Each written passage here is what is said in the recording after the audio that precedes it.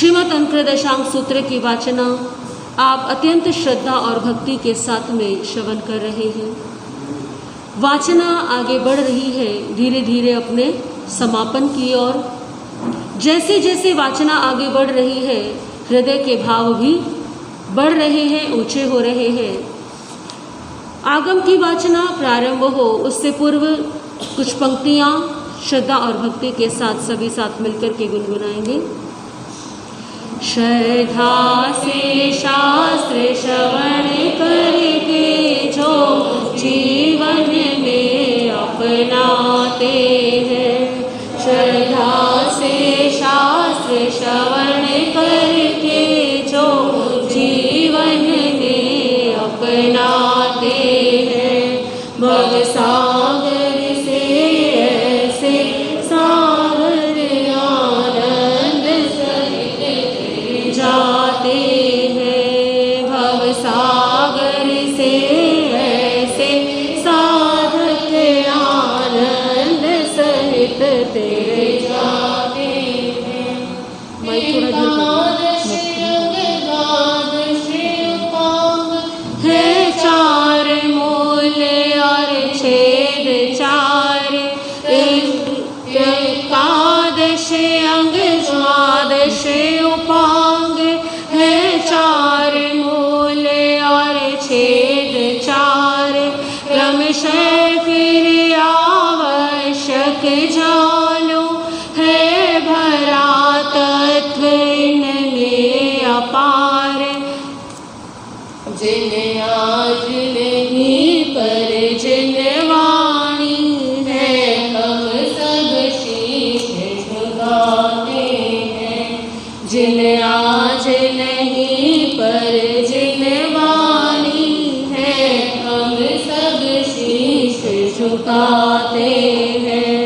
श्रद्धा से शास्त्र श्रवण करके जो जीवन में अपनाते हैं, भव सागर से ऐसे साधक आनंद सहित तिर जाते हैं, भव सागर से ऐसे साधक आनंद सहित तिर जाते हैं। बोलिए भगवान महावीर स्वामी की, आर्य श्री सुधर्मा स्वामी की, आर्य श्री जम्बो स्वामी की। 6 वर्ग की वाचना कल आपके समक्ष पूर्ण हुई। आज 7वां वर्ग और अष्टम वर्ग का कुछ भाग आपके समक्ष आएगा।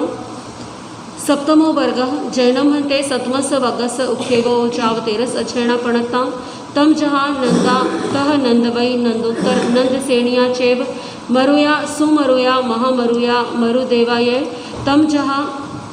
8वां बद्धाय सुभद्धाय सुजाया सोमणातिया भूय दिन्नाय बोधावा सेनीय भज्जान नामाई जैनम हंते सतमस वगस तेरस अजैणा पणत्ता पड़मस नंभंते अजैनस समणेनम जाव संपत्तेनम के अठे पणत्ते एवं खलु जम्बू तेनम कालेनम तेनम समयनम रायगीय नैरे गुणशीलय चेये सेनीय राया वन्नव तसणम सेनीयस्य रण्णो नंदा नामम देवी होथा वन्नव सामी समोसढ़े परिसा निगया तयणम सा नंदा देवी इमी से लदठा समाणा जाव हत्था तुठा कुडुंबीय पुरी से सदा वहीता जान जहा पौमा वही जाव एकारस अंगाई वही जिता बीसंग वासाई परियाओ जाव सिद्धा एवं 13वीं देवियों नंदागमेण नेयवाओ निखेवो इति सप्तमो वर्ग। बोलिए भगवान महावीर स्वामी की। 6ठे वर्ग की वाचना में आपने वर्णन श्रवण किया था भगवान महावीर के शासन काल में हुए पुरुष साधकों का। जिस प्रकार से 5वें अध्ययन में अरहंत अरिष्णिनी भगवान के समय हुए स्त्री साधकों का वर्णन आता है, उसी प्रकार से श्री अंतरदशांग सूत्र के 7वें और 8वें अध्ययन में अब वर्णन आएगा उन साधिकाओं का जिन्होंने एक समय सुखों के सर्वोच्च शिखर को देखा और दूसरे समय उन्होंने अपने जीवन में संयम अंगीकार करके तपस्या को इतनी उत्कृष्टता से धारण किया कि जिसके सामने बड़े बड़े महारथी भी झुक जाएं। बड़े बड़े महारथी, बड़े बड़े जो वीर पुरुष हैं वो इतना उत्कृष्ट तप नहीं कर सकते जितना उत्कृष्ट तप सुकोमल सी लगने वाली उन साधिकाओं ने किया। 7वें और 8वें अध्ययन में आप वर्णन श्रवण करेंगे उन स्त्री साधकों का जिन्होंने भगवान महावीर के समय में संयम अंगीकार करके उसी भाव में अपने जीवन का कल्याण किया। 6 वर्ग की वाचना पूर्ण होने के पश्चात में आर्य श्री जम्बू स्वामी ने अपने गुरु आर्य श्री सुधर्मा स्वामी के चरणों में निवेदन किया, हे प्रभु, 6ठे वर्ग में जो वर्णन आपने फरमाया वो मैंने श्रवण किया, अब 7वें वर्ग में जो वर्णन है उसको आप कृपा कर फरमाएं। आर्य श्री सुधर्मा स्वामी ने फरमाया, हे जम्बू, 7वें वर्ग में कुल 13 अध्ययन हैं जिनके नाम इस प्रकार से हैं: नंदा, नंदमती, नंदोत्तरा, नंदसेना, मरुया, सुमरुया, महामरुया, मरुदेवी, भद्रा, सुभद्रा, सुजाता, सुमति और भूतदिन्ना। ये 13 ही राजा श्रेणी की रानियां हुई। इन 13 रानियों के नाम से एक एक अध्ययन है, इनके नाम से ही 13 अध्याय हैं। प्रथम अध्ययन में किस विषय का प्रतिपादन किया गया है? आर्य सुधर्मा स्वामी ने फरमाया, है जम्बू, भगवान महावीर के समय में राजगृही नाम की नगरी थी और उस नगरी में गुणशील नाम का एक बड़ा ही सुंदर उद्यान था। भगवान महावीर के समय में राजा श्रेणिक वहाँ राज्य करते थे। उस समय राजा श्रेणिक का शासन था। राजा श्रेणिक के नंदा नाम की महारानी थी। ये नंदा रानी वही हैं जो अभय कुमार जी की माता जी थी। उस समय भगवान महावीर धर्म उपदेश प्रदान करते करते एक बार राजगृही नगरी में पधारे। जैसे कि राजगृही नगरी में भगवान महावीर का पदार्पण बार बार होता ही रहता था। भगवान के दर्शनों का समाचार पाते ही जनता भगवान के दर्शनार्थ दौड़ पड़ी। भगवान महावीर के पदार्पण का शुभ समाचार राजा श्रेणिक की रानी नंदा को भी प्राप्त हुआ। जब उन्हें ये समाचार मिला तो वो भी भगवान के दर्शनों के लिए गई। भगवान के उपदेश को सुनकर के नंदा रानी को वैराग्य हुआ। राजा श्रेणिक की आज्ञा प्राप्त करके जिस प्रकार पद्मावती रानी ने बड़े ही समारोह पूर्वक संयम अंगीकार किया था, उसी प्रकार से राजा श्रेणिक से जब नंदा रानी ने संयम की आज्ञा मांगी तो राजा श्रेणिक ने बड़े ही उत्साह के साथ, बड़े ही महोत्सव के साथ नंदा रानी का अभिषेक इत्यादि करके उनके दीक्षा महोत्सव की तैयारी की और नंदा रानी ने भगवान महावीर के चरणों में संयम अंगीकार कर लिया। 11 अंगों तक का शास्त्रों का अध्ययन किया, 20 वर्ष तक का चारित्र पालन किया, अनेकों प्रकार की तपस्याएं की और उत्कृष्ट तपस्या करते हुए 20 वर्ष का चारित्र पालन करके अंतिम समय में संथारा लेकर के वे मुक्ति को पधार गई। बोलिए नंदा आर्या जी की। इसी प्रकार से जो बाकी की अन्य रानियां हैं, नंदमती, नंदोत्तरा आदि का, इसी प्रकार से शेष रानियों का वर्णन भी समझना चाहिए। सभी रानियां समय समय पर दीक्षा धारण करके, ऐसा नहीं कि सभी ने एक साथ ही संयम अंगीकार किया था, सभी ने अपने अपने समय पर संयम अंगीकार किया और अंतिम समय में वे केवल ज्ञान, केवल दर्शन को प्राप्त करके मोक्ष में पधार गई। इस प्रकार एक एक रानी का एक एक अध्ययन है। ये 13 अध्ययनों का वर्णन जो है इस प्रकार से समझना चाहिए। इति सप्तमो वर्ग। बोलिए भगवान महावीर स्वामी की।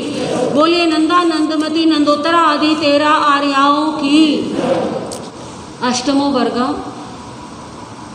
जैनम भन्ते समणेनम जाव संपत्तेनम अठमस्य अंगस्य अंतर्गतदशानम सतमस्य वगस्य ऐवठे पणत्ते अठमस्य रंभन्ते वगस्य अंतर्गतदशानम समणेनम जाव संपत्तेनम केयठे पणत्ते एवं खलु जम्बू समणेनम जाव सप्तमेनम संपत्तेनम अठमस्य अंगस्य अंतर्गतदशानम अठमस्य वगस्य दश अध्ययना पणत्ता तंजहा काली सुकाली महाकाली कन्हा सुकन्ना महाकन्ना वीर कन्हा ये बोधा व राम कन्हा तहेविये पीयूसेन कन्हा नवमी दसवीं महासेन कन्हा ये जैनम हंते अठमस्य वगस्य 10 अध्ययना पणत्ता पणमस्य नम हंते अध्ययनस्य समणेनम जाव संपत्तेनम के अठे पणत्ते एवं खलु जम्बू तेनम कारणम तेनम समयनम चंपा नामम नैरी होता पूर्णबद्धे चाहिए तथनम चंपाए नैरिये कोड़िए कोणियराया वन्नवो तथरम चंपाये नैरिये सेणियस रनो भजा कोणियस रनो चुल्ल माऊया काली नामम देवी होथा वन्नवो जहाँ नंदा जाव सामाय माई आईं एकारस अंगाई अहिजई बहुहिं चौथ छठ मठेहिं जाव अपाणम भावे माणे विहरई।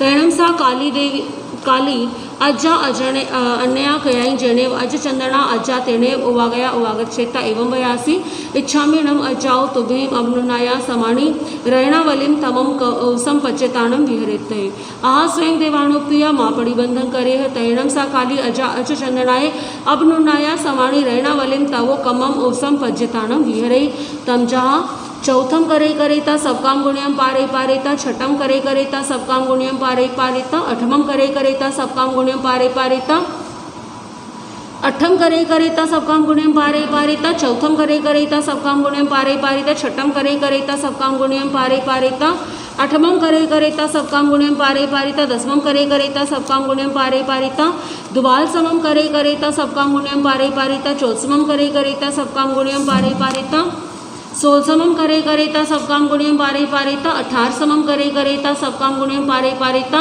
20 करे करेता सबकाम गुण्यम पारे पारेता 22 करे करेता सबकाम गुण्यम पारे पारेता 24 करे करेता सबकाम गुण्यम पारे पारेता 26 करे करेता सबकाम गुण्यम पारे पारेता 28 करे करेता सबकाम गुण्यम पारे पारेता 30 करे करेता सबकाम गुण्यम पारे पारेता 32 करे करेता सबकाम गुण्यम पारे पारेता 34 करे करेता सबकाम गुण्यम पारे पारेता 34 छटाई करे करेता सबकाम गुण्यम पारे पारेता 34 करे करेता सबकाम गुण्यम पारे पारेता 32 करे करेता सबकाम गुण्यम पारे पारेता 30 करे करेता सबकाम गुण्यम पारे पारेता 28 करे करेता सबकाम गुण्यम पारे पारेता 26 करे करेता सबकाम गुण्यम पारे पारेता 24 करे करेता सबकाम गुण्यम पारे पारेता 22 करे करेता सबकाम गुण्यम पारे पारेता 20 करे करेता सबकाम गुण्यम पारे पारेता 18 करे करेता सबकाम गुण्यम पारे पारेता 16 करे करेता सबकाम गुण्यम पारे पारेता 14 करे करेता सबकाम गुण्यम पारे पारेता 12 करे करेता सबकाम गुण्यम पारे पारेता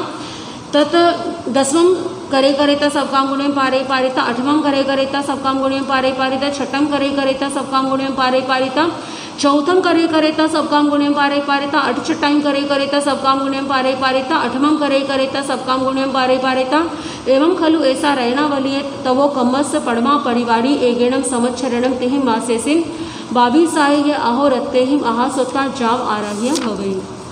तदनंतरम चैणम दोचाय परिवाड़ीय चौथम करे करेता विगई वजम पारे पारेता छठम करे करेता विगई वजम पारे पारेता जा पड़मायवी नवरम सब पारणाय विगई वजम पारे जाव आराह्य भवई। तदनंतरम चैणम तच्चाय परिवाड़ीय चौथम करे करेता अलेवाड़म पारे शेषम तहे एवं चौथा परिवाड़ी नवरम सब पारणय आयमिलम पारे शेषम तम चेव पड़मम्मी सब कामम पारणयम वीये विगई वज्जम ततीयम में अलेवाड़म आयम्बिलयो चौथम्मी। तैणम सा काली अजा रैणावली तवोकम कम्मम पंचहि संवत्सरे ही 2 मासे ही 28 यह दिवसे ही आहा सुत्तम जाव आराहेता जेनेव अज चंदना अजा तेने उवागया उवागच्छेता अज चंदनम वंदे नमनसे वंदिता नमनसेता बहुहिं चौथम जाव अपाणम भावे माणे विहरे। तेणम सा काली अजा तेणम ओरालेणम जाव धम्मम धमणी संतया जाया यावी होता से जहाँ एगाल सगड़ी वा जाव सुहुये हुयासणे इव भासरा सिपलिक्षणा तणे तैणम तवे ते सिरिये ऐव उह सोभिमाणी चिट्ठई। तैणम तीसे कालिये अजाए अन्या कयाई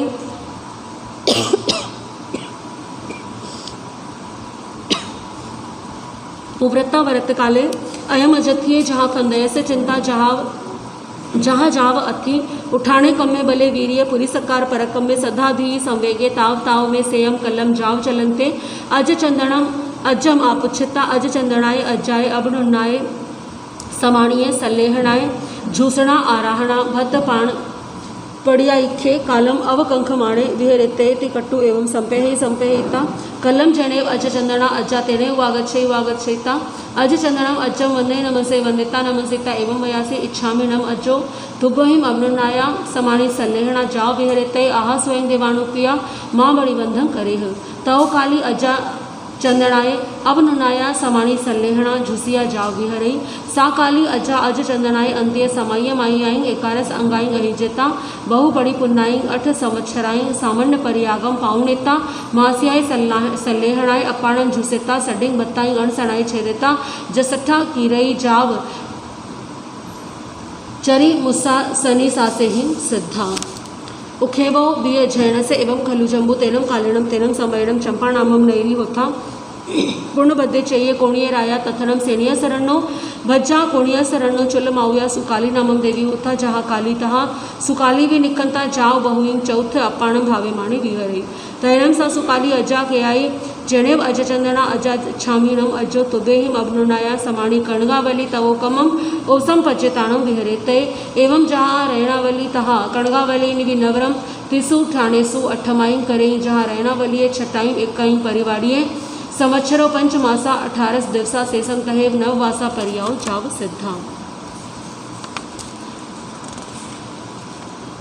एवं महाकाली वि नवरम खुड्डागम सेह निकलियम तवोकमम ओसम पचेताणम विहरई तंजा चौथम करे करेता सबकाम गुण्यम पारे पारिता छठम करे करेता सबकाम गुण्यम पारे पारिता चौथम करे करेता सबकाम गुण्यम पारे पारिता अठमम करे करेता सबकाम गुण्यम पारे पारिता छठम करे करेता सबकाम गुण्यम पारे पारिता दसमम करे करेता सबकाम गुण्यम पारे पारिता अठमम करे करेता सबकाम गुण्यम पारे पारिता द्वाल समम करे करेता सबकाम गुण्यम पारे पारिता दसमम करे करेता सबकाम गुण्यम पारे पारिता चौथमम करे करेता सबकाम गुण्यम पारे पारिता बारहसमम करे करेता सबकाम गुण्यम पारे पारिता सोलसमम करे करेता सबकाम गुण्यम पारे पारिता चौथसमम करे करेता सबकाम गुण्यम पारे पारिता 18समम करे करेता सबकाम गुण्यम पारे पारिता सोलसमम करे करेता सबकाम गुण्यम पारे पारिता 20मम करे करेता सबकाम गुण्यम पारे पारिता 18समम करे करेता सबकाम गुण्यम पारे पारिता 20मम करे करेता सबकाम गुण्यम पारे पारिता सोलसमम करे करेता सबकाम गुण्यम पारे पारिता 18समम करे करेता सबकाम गुण्यम पारे पारिता चौथसमम करे करेता सबकाम गुण्यम पारे पारिता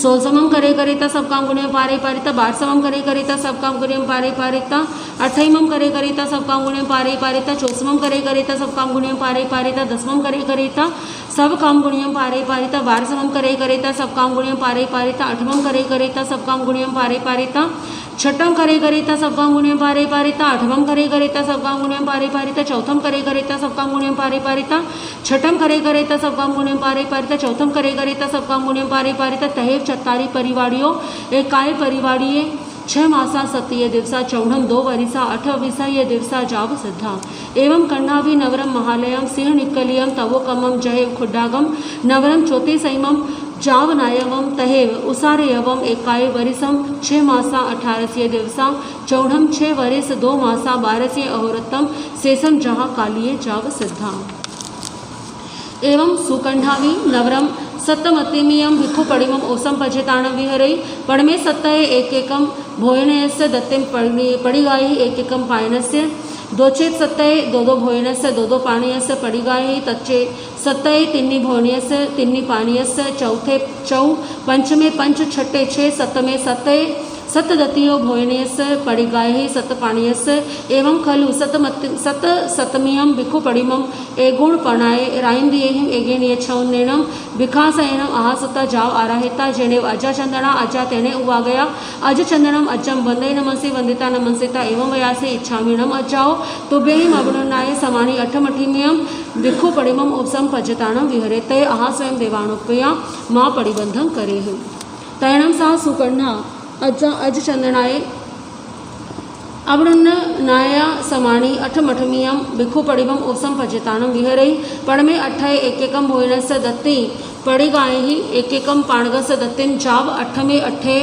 8 भोजनस्य दत्तिम पड़िगायि 8 पाणगस्य एवं खलु अयम अठमठमियम भिक्खु पड़िमम 64 राइंदियेहिम दोहिये 88 विखासियेहिम आसुतम जाव आराहिता नवनवमियम भिक्खु पड़िमम ओसम पजताणम विहरई पड़वे नवये एकैकम भोजनस्य दत्तिम पड़िगायि यह एकैकम पाणीयस्य जाव नवमे नवये नव दत्तिम भोजनस्य पड़िगायि यह नव पाणीयस्य एवं खलु नवनवमियम भिक्खु पड़िमम एकासी राइंदियेहिं चौहि पंचोत्तरेहिं विकासयिं आहा सुता जाव आराहिता 10-10 बिखो पड़िमम ओसम पचिताणम विहरे पड़मे दसय एक एकम भोयणस्य दत्तेम पड़ेगायहि या एक एकम पायणस्य जाव 10 दसय 10-10 भोयणस्य दत्तेम पड़ेगायहि 10-10 पाणयस्य एवं खलु एयम 10 बिखो पड़िमम एक एकम राइंदिय सयणम 8 अद्ध छट्टेहिं विखासयेहिं आहा सुतम जाव आराहिता बहुहिं चौथ जाव मासद मास विविह तवो कम्मेहिं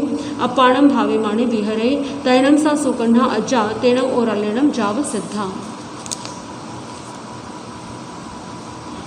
एवं महाकंठावी नवरम खुड्डागम सवोबद्धम पड़िमम ओसम पचेताणम विहरई तमजा चौथम करे करेता सबकाम गुण्यम पारे पारिता छठम करे करेता सबकाम गुण्यम पारे पारिता आठमम करे करेता सबकाम गुण्यम पारे पारिता दसमम करे करेता सबकाम गुण्यम पारे पारिता आठमम करे करेता सबकाम गुण्यम पारे पारिता दसमम करे करेता सबकाम गुण्यम पारे पारिता द्वादशमम करे करेता सबकाम गुण्यम पारे पारिता आठमम करे करेता सबकाम गुण्यम पारे पारिता दसमम करे करेता सबकाम गुण्यम पारे पारिता द्वादशमम करे करेता सबकाम गुण्यम पारे पारिता चौथम करे करेता सबकाम गुण्यम पारे पारिता छठम करे करेता सबकाम गुण्यम पारे पारिता द्वादशमम करे करेता सबकाम गुण्यम पारे पारिता चौथम करे करेता सबकाम गुण्यम पारे पारिता छठम करे करेता सबकाम गुण्यम पारे पारिता आठमम करे करेता सबकाम गुण्यम पारे पारिता दसमम करे करेता सबकाम गुण्यम पारे पारिता छठम करे करेता सबकाम गुण्यम पारे पारिता आठमम करे करेता सबकाम गुण्यम पारे पारिता दसमम करे करेता सबकाम गुण्यम पारे पारिता द्वादशमम करे करेता सबकाम गुण्यम पारे पारिता चौथम करे करेता सबकाम गुण्यम पारे पारिता दसमम करे करेता सब काम गुण्यम पारे पारिता एवं द्वादशमम करे करेता सबकाम गुण्यम पारे पारिता चौथम करे करेता सबकाम गुण्यम पारे पारिता छठम करे करेता सबकाम गुण्यम पारे पारिता आठमम करे करेता सबकाम गुण्यम पारे पारिता एवं खलु खुड्डागस भवोदस्स तवो कम्मस्स पढ़वम परिवाड़िं तेहि मासाहिं दसहि दिवसेहि आहा सुतम जाव आराहिता दोचाए परिवाड़िये चौथम करे करेता विगई वज्जम पारेता जहाँ रहणावलिये तहाँ एथ विचत्तारी परिवारियो पारणा तहेव चौणम कालो संवत्सरो मासो 10 ये दिवसा शेषम तहेव जाव सिद्धा। एवं वीरकंठावी नवरम महालयम सबतोबद्धम तवोकमम ओसम पचिताणम विहरई तमजाह चौथम करे करेता सबकाम गुण्यम पारे पारिता छठम करे करेता सबकाम गुण्यम पारे पारिता आठमम करे करेता सबकाम गुण्यम पारे पारिता दसमम करे करेता सबकाम गुण्यम पारे पारिता द्वादशमम करे करेता सबकाम गुण्यम पारे पारिता चौथम करे करेता सबकाम गुण्यम पारे पारिता सोलसमम करे करेता सबकाम गुण्यम पारे पारिता पड़मालया दसमम करे करेता सबकाम गुण्यम पारे पारिता द्वादशमम करे करेता सबकाम गुण्यम पारे पारिता चौथम करे करेता सबकाम गुण्यम पारे पारिता सोलसमम करे करेता सबकाम गुण्यम पारे पारिता चौथम करे करेता सबकाम गुण्यम पारे पारिता छठम करे करेता सबकाम गुण्यम पारे पारिता आठमम करे करेता सबकाम गुण्यम पारे पारिता वित्तीयालया सोलसम करे करेता सबकाम गुण्यम पारे पारिता चौथम करे करेता सबकाम गुण्यम पारे पारिता छठम करे करेता सबकाम गुण्यम पारे पारिता आठमम करे करेता सबकाम गुण्यम पारे पारिता दसमम करे करेता सबकाम गुण्यम पारे पारिता द्वादशमम करे करेता सबकाम गुण्यम पारे पारिता चौथमम करे करेता सबकाम गुण्यम पारे पारिता तृतीयालया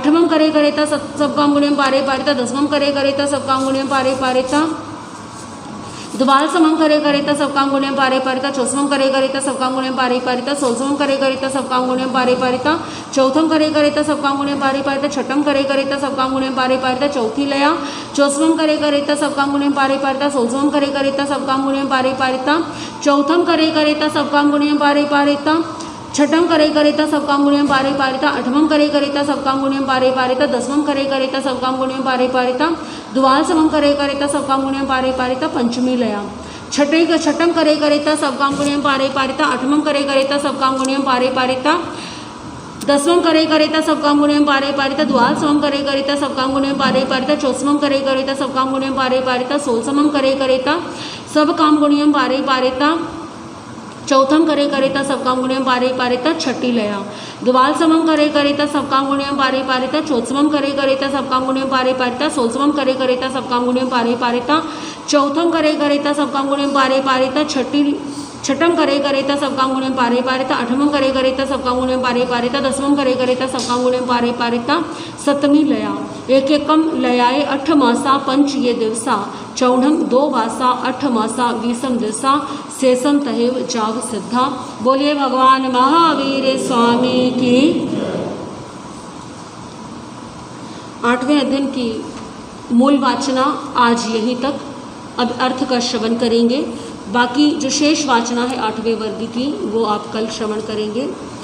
7 वर्ग की वाचना पूर्ण हो जाने के पश्चात आर्य श्री जम्बू स्वामी ने अपने गुरु आर्य श्री जम्बू स्वामी के चरणों में निवेदन किया, आर्य श्री सुधर्मा स्वामी के चरणों में निवेदन किया, हे प्रभु, 7 वर्ग में जो आपने वर्णन फरमाया वो मैंने श्रवण किया। 8वें अध्ययन को सुनने के लिए मेरा मन बड़ा लालायित है। आप मुझे 8वें वर्ग की वाचना देने की कृपा करें। आर्य श्री सुधर्मा स्वामी ने फरमाया, हे जम्बू, 8वें अंग श्री अंकड़ सूत्र के 8वें वर्ग में कुल 10 अध्ययन है। ये वर्ग कौन सा है? अब 8वां। और श्री अंकड़ दशांक सूत्र 11 अंगों में से कौन सा अंग है? 8वां अंग है। तो 8वें अंग के 8वें वर्ग का वर्णन आप श्रवण कर रहे हैं। 8वें वर्ग में कुल 10 अध्ययन हैं, जिनके नाम इस प्रकार से हैं: काली, सुकाली, महाकाली, कृष्णा, सुकृष्णा, महाकृष्णा, वीर कृष्णा, राम कृष्णा, पितृसेन कृष्णा और महासेन कृष्णा। ये 10 रानियों के नाम से 10 अध्ययन हैं। इन 10 अध्ययनों में से प्रथम अध्ययन में क्या वर्णन है? हे जम्बू, श्रवण करो। भगवान महावीर के समय में पूर्णभद्र नाम का एक मनोहर उद्यान था और उस समय चंपा नाम की एक नगरी, बहुत सुंदर नगरी थी।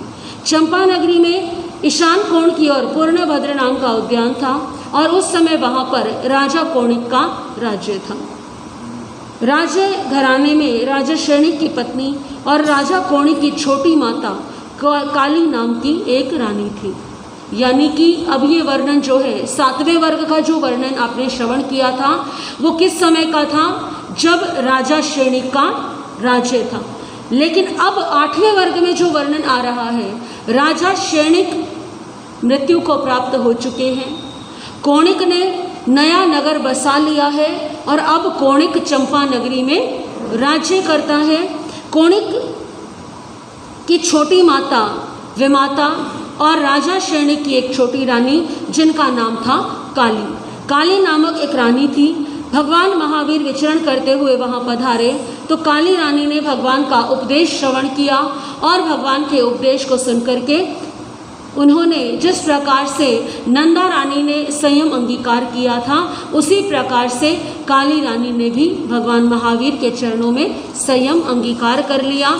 संयम अंगीकार करने के पीछे प्रसंग आता है, कथा आती है। कहते हैं कि जीवन में वैराग्य के लिए कोई ना कोई निमित्त अवश्य होना चाहिए। कभी कभी किसी को ज्ञान सुनकर के वैराग्य हो जाता है, परंतु सभी के साथ ऐसा नहीं होता। श्री ज्ञाता धर्म कथांक सूत्र की वाचना आप श्रवण कर रहे थे, जिसमें आपने श्रवण किया कि तेतली पुत्र ने अपनी पत्नी पोटेला से वचन लिया था कि यदि संयम अंगीकार तुम करने जा रही हो, मैं तुम्हें संयम की आज्ञा भी प्रदान कर दूंगा, परंतु मुझे वचन दो कि यदि तुम संयम के फल स्वरूप देवलोक में गई तो मुझे देवलोक से आकर के प्रतिबोध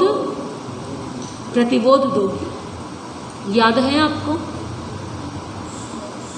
तो उस समय जब पोटेला का जीव तेतली पुत्र को प्रतिबोध देने के लिए आया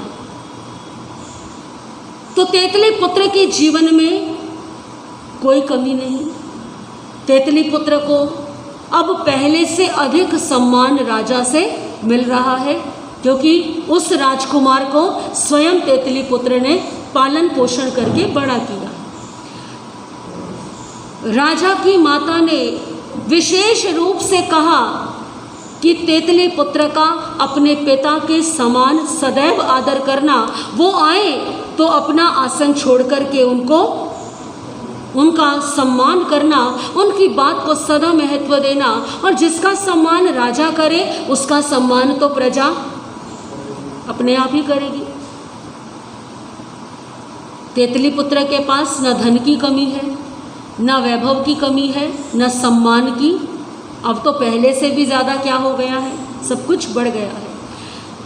तो पोटेल देव ने क्या चिंतन किया कि जब तक इसके जीवन में कोई दुख नहीं आएगा तब तक इसे ज्ञान की बातें, वैराग्य की बातें भी समझ में क्योंकि जब व्यक्ति सुखों में है तो वैराग्य आना बड़ा कठिन है, दुख में वैराग्य आना आसान है ना।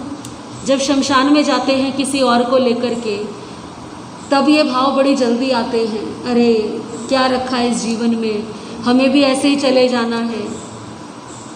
लेकिन जब मूवी देखने जाएं, क्या थिएटर में बैठ कर के ये बात याद आएगी? नहीं आएगी। क्यों? क्योंकि उस समय हमारा मन राग रंग में उलझा हुआ है। तो जिस समय व्यक्ति सुखों में होता है तो वैराग्य बड़ा कठिन है उस समय पर आना।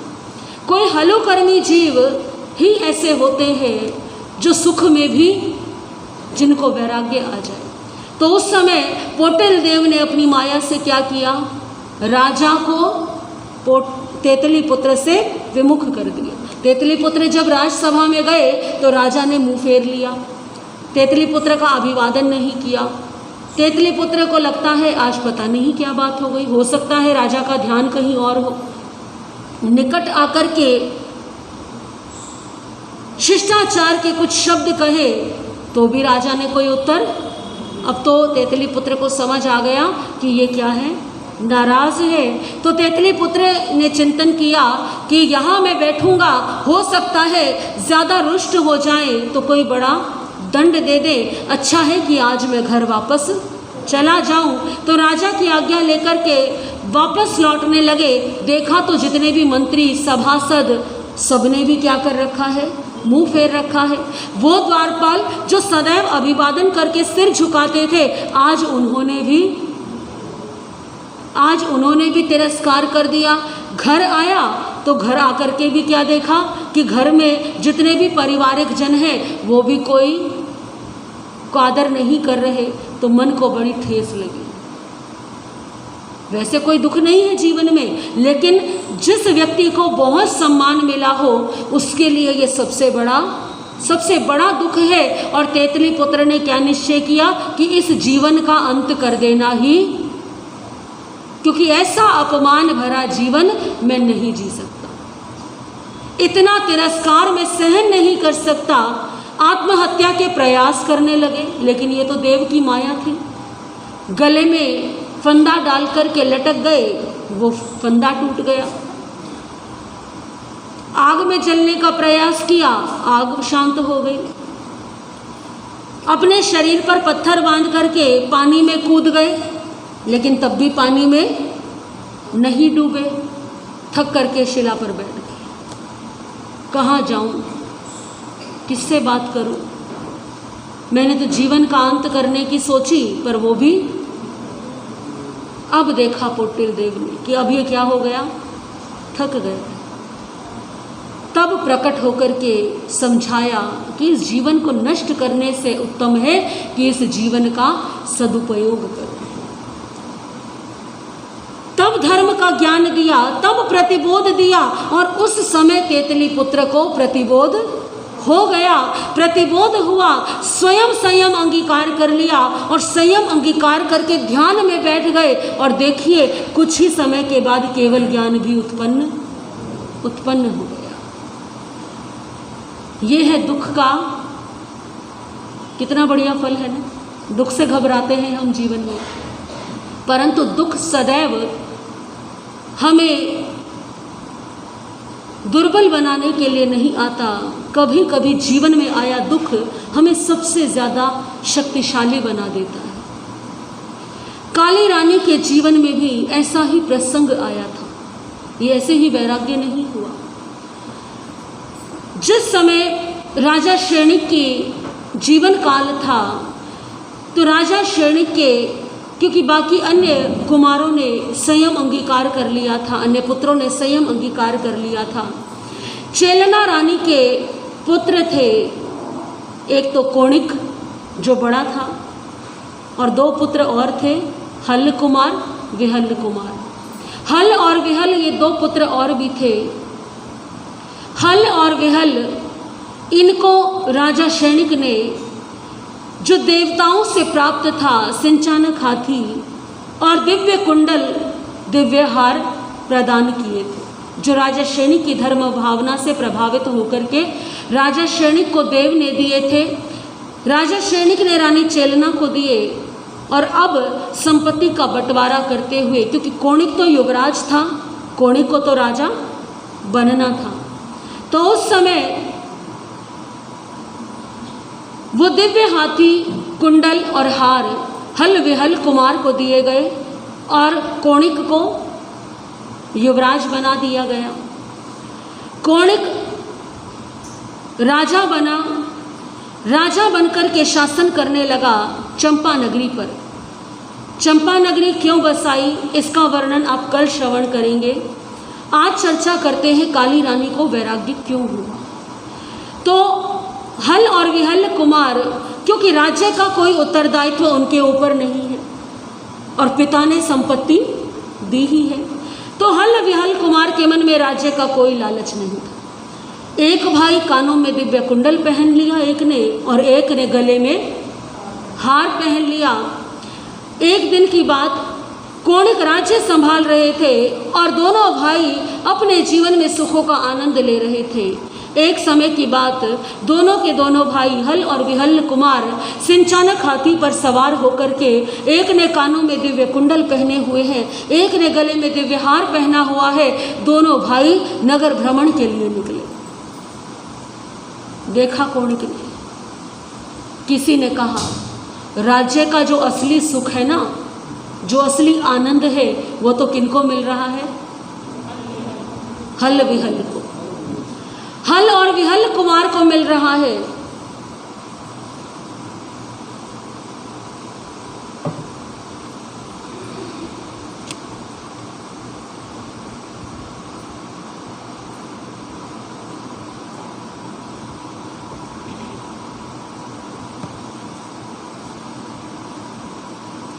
कितना आनंद भोग रहे हैं।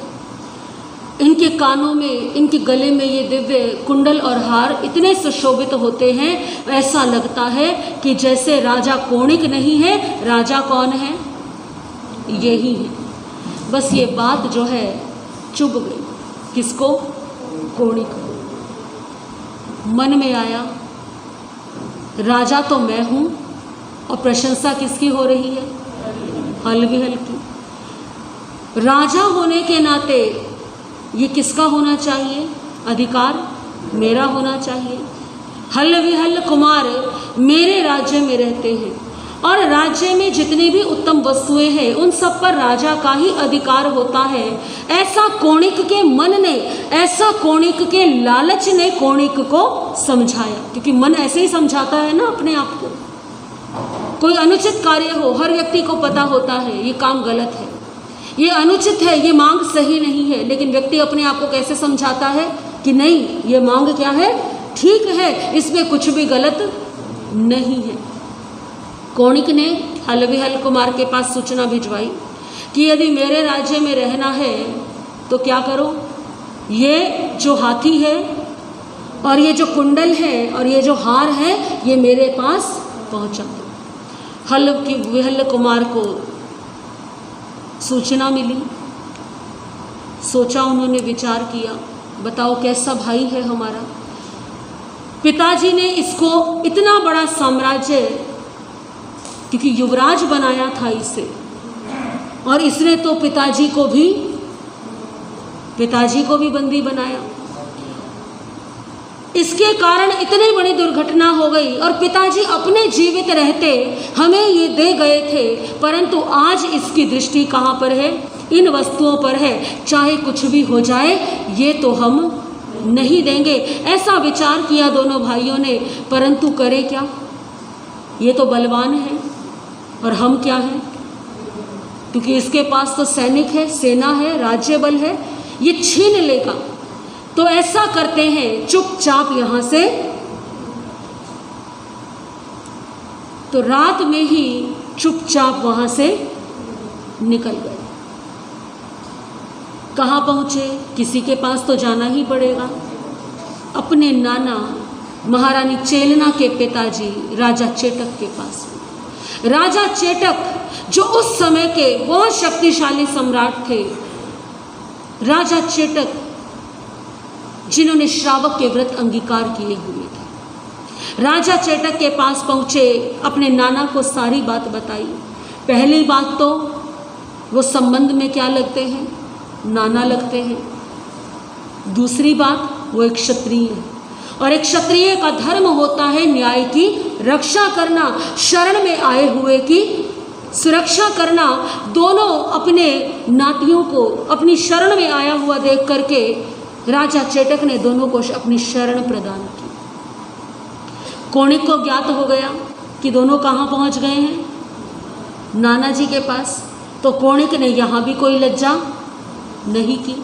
कोणिक ने पत्र लिखा महाराज चेटक के नाम पर कि या तो आप दोनों भाइयों को उस हाथी, दिव्य कुंडल और हार के साथ मेरे पास वापस भेज दीजिए या फिर युद्ध के लिए तैयार हो जाइए। देखिए, व्यक्ति लालच में कितना गिर जाता है।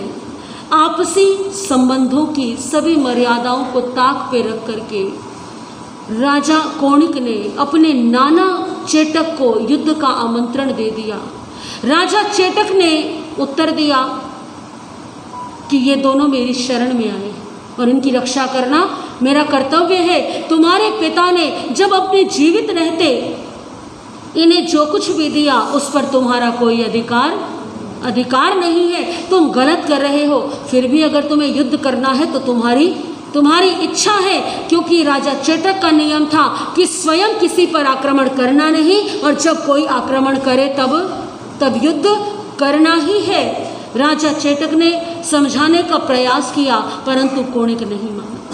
कोणिक ने अपने जो राजा श्रेणी की अन्य रानियों के पुत्र थे, काली रानी इत्यादियों के एक एक पुत्र थे, काल कुमार इत्यादि पुत्र, उन 10 कुमारों को ले जाकर के अपने साथ मिलाकर के युद्ध का आह्वान किया। राजा चेटक और कोणिक के बीच में भीषण संग्राम हुआ, बहुत भीषण संग्राम हुआ। लाखों सैनिक मृत्यु को प्राप्त हुए, क्योंकि चेटक राजा का नियम था कि युद्ध में सबसे पहले वो बाण नहीं चलाएंगे, पहले अवसर देंगे कि शत्रु बाण चलाए और तब वो उसका उत्तर देंगे। और ये भी नियम था कि वो एक दिन में एक ही बाण चलाएंगे और उनका एक ही जो बाण होता था वो ऐसा होता था कि जिस लक्ष्य को लेकर के उन्होंने वो बाण चलाया है वो लक्ष्य पूरा होगा। राजा चेटक के सामने एक एक करके कोणिक के जो विमाता पुत्र थे, जो भाई थे, सौतेले भाई, काल कुमार इत्यादि, जो काली इत्यादि रानियों के पुत्र थे, एक एक करके एक एक कुमार ने युद्ध किया। किसके साथ? राजा चेटक के साथ। तीर चलाया राजा चेटक पर। राजा चेटक ने प्रत्युत्तर में जब बाण चलाया तो एक एक कुमार की क्या हो गई? मृत्यु हुई। जिस समय ये भीषण संग्राम चल रहा था उस समय करुणा सिंधु प्रभु महावीर पधार गए चंपा के बाहर। देखिए कोणिक को कैसे उसके भाव होंगे। एक और उसका नियम था कि जब तक प्रभु महावीर के दर्शन नहीं हो, जब तक प्रभु महावीर के समाचार नहीं मिले, दर्शन नहीं, जब तक प्रभु महावीर के समाचार नहीं मिले तब तक मैं अन्न जल ग्रहण, केवल एक ही गुण था उसके जीवन में, बाकी कोई अन्य गुण नहीं। कभी कभी कुछ लोग ऐसे भी होते हैं जिन पर उपदेश का कोई प्रभाव, अगर कोणिक पर उपदेश का प्रभाव होता तो करुणा सिंधु प्रभु महावीर इस युद्ध को कभी होने, परंतु प्रभु महावीर जानते हैं कि उस समय जो राजगृह के निवासी हैं, जिन निवासियों का राजा शैणिक ने एक पिता की तरह पालन पोषण किया, आज कोणिक के राज्य में, चंपा नगरी में वही लोग बसे हैं जाकर के, परंतु आज कैसा समय आ गया है कि कोणिक की एक स्वार्थ पूर्ति के लिए हजारों हजारों सैनिक, लाखों सैनिक मौत की भेंट चढ़ रहे हैं। क्या बीती होगी उस नगर की माताओं पर, उस नगर की महिलाओं पर, उस नगर के बच्चों पर। इसी कारण से करुणा सिंधु प्रभु महावीर नगर के बाहर पधारे। एक और युद्ध हो रहा है। युद्ध में क्या हो रहा है ये तो वही लोग जाने जो युद्ध स्थल पे हैं। बाकी राज्य में रहने वाले लोगों को तो कुछ भी ज्ञात नहीं। बस इतना मालूम है कि युद्ध हो रहा है। एक एक करके वो राजकुमार समाप्त हो गए, मृत्यु को प्राप्त हुए। जिस समय ये युद्ध चल रहा था, काली रानी और बाकी अन्य रानियां प्रभु महावीर के दर्शनों के लिए जाती थी। प्रभु महावीर के चरणों में सहज जिज्ञासा होती है ना एक माँ को, मेरा बेटा कैसा होगा। सभी को होती है, जिसके परिवार का कोई व्यक्ति बाहर हो और ऐसा कोई प्रसंग उपस्थित हो जाए। अभी कुछ समय पहले जब पहाड़ों में त्रासदी चल रही थी, जिनके परिवार के लोग वहाँ फंसे हुए थे, उनके मन का हाल पूछिए कि एक एक पल कैसे कैसे बीत रहा था। एक ही भाव थे, एक बार फ़ोन पर क्या हो जाए, एक बार बस पता चल जाए। उस समय तो फ़ोन के साधन भी नहीं होते थे। तो काली आदि रानियाँ भगवान के दर्शनों के लिए गई। सोचा करुणा सिंधु प्रभु महावीर तो सर्वज्ञ हैं, क्यों ना इनसे पूछ ले। पूछा काली रानी ने, प्रभु मेरा पुत्र युद्ध में गया हुआ है, मेरा पुत्र कैसा है। पुत्र तो क्या हो गया, वीर गति को भगवान महावीर ने फरमाया, तुम्हारा पुत्र वीर गति को प्राप्त हो गया।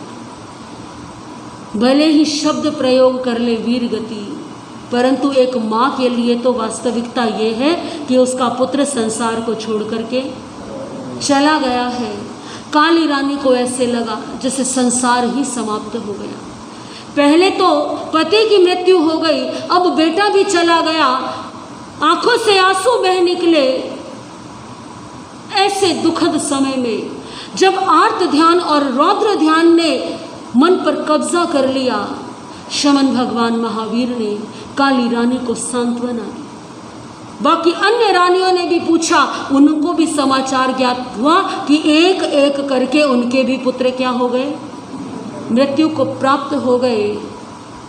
भगवान महावीर ने उस समय उन रानियों को प्रतिबोध दिया कि संसार के सारे संबंध मिथ्या है। जो आज पुत्र है, न जाने अगले भाव में उससे क्या संबंध होगा। इस संसार में कोई जीव ऐसा नहीं जिससे हमारा कोई संबंध ना रहा हो। तो ये आना और जाना तो संसार का नियम है। तुम्हारे पुत्रों ने युद्ध में भाग लिया और युद्ध की वास्तविकता तो यही है। मन को कुछ संबल मिला, मन को कुछ शरण मिली, और ऐसे समय में जब दुख मन पर हावी था, प्रभु महावीर की वाणी को सुनकर के काली रानी को वैराग्य हो गया। और तब जब युद्ध समाप्त हो गया, क्योंकि युद्ध कुछ दिनों बाद समाप्त हुआ, भीषण संग्राम के पश्चात में कोणिक जीत गया, परंतु ना तो उसे हाथी मिला, हाथी उस युद्ध में मारा गया। देवों ने दिव्य कुंडल और वो जो हार था वो वापस ले लिए। राजा चेटक की भी उस युद्ध में मृत्यु हुई, वो वीर गति को प्राप्त हुए। पूरा वैशाली तहस नहस हो गया। इतने क्रूर कर्मों का कोणिक ने बंद कर लिया, परंतु अपनी विजय पर प्रसन्नता मनाता हुआ कोणिक वापस लौट आया।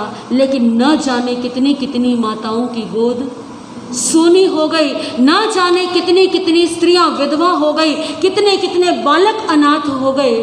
और जब कोणिक वापस आया तो काली इत्यादि रानियों ने कोणिक से आज्ञा लेकर के भगवान महावीर के चरणों में संयम अंगीकार कर लिया। ये थी काली इत्यादि रानियों के वैराग्य की कथा।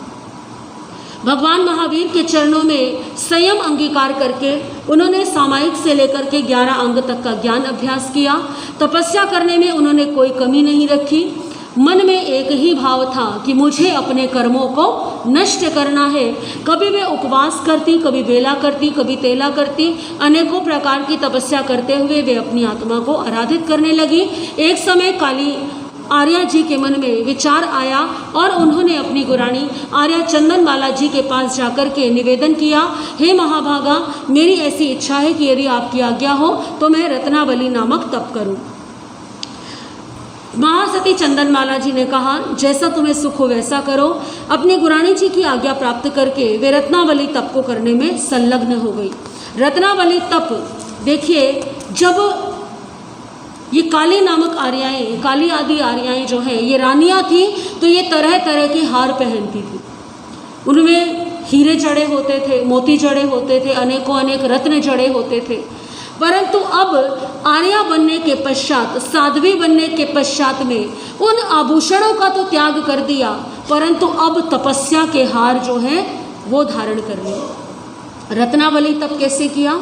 रत्नावली तप करने के लिए पहले उपवास किया, फिर बेला किया, फिर तेला किया, पारणा करके 8 बेले किए, पारणा करके उपवास किया, पारणा करके बेला किया, पारणा करके तेला किया, फिर चोला किया, फिर 5 व्रत, फिर 6, फिर 7, 8, 9, 10, 11, 12, 13, 14, 15 और 16, ऐसे 16 तक बढ़ने के पश्चात में फिर उन्होंने 34 बेले किए।